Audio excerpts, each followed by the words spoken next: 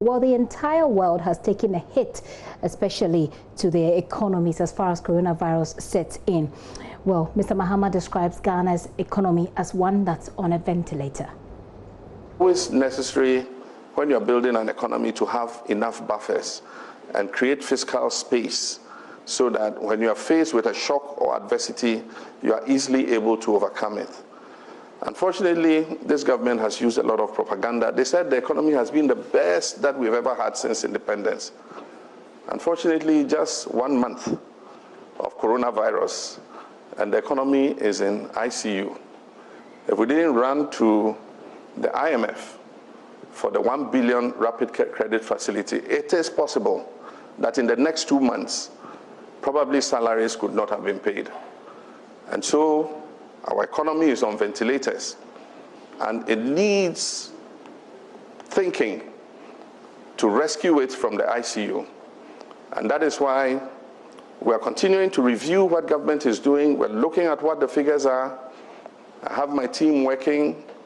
We had worked with what was available to us before COVID, but we have to review that because next year, as the finance minister said, he says it's going to take 3 years for the economy to come back on its feet. And I remember that a leading member of this government told us our economy was so robust and we had such reserves that for 3 months, if anything happened to us, we will be able to survive. We've not been able to survive even 1 month. And so we will be able to recover our economy.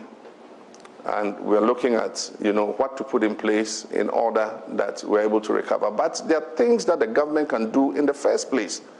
One of the main things you do when you're faced with adversity like this and shocks to the economy is to cut expenditure, frivolous expenditure. And that's why I said this is the time to look for the president to look at the number of his ministers and appointees. Definitely the public service is bloated, especially political appointees. And when you're asking people to sacrifice, you must show that you're sacrificing yourself. You can't have appointees running all over the place and drawing free fuel, and thousands of them, just all over the place, 125 ministers, and you're asking the people to sacrifice. We're all going to sacrifice. It's going to take sacrifice to rebuild this economy. And the president and the government must show the first example that they're ready to sacrifice.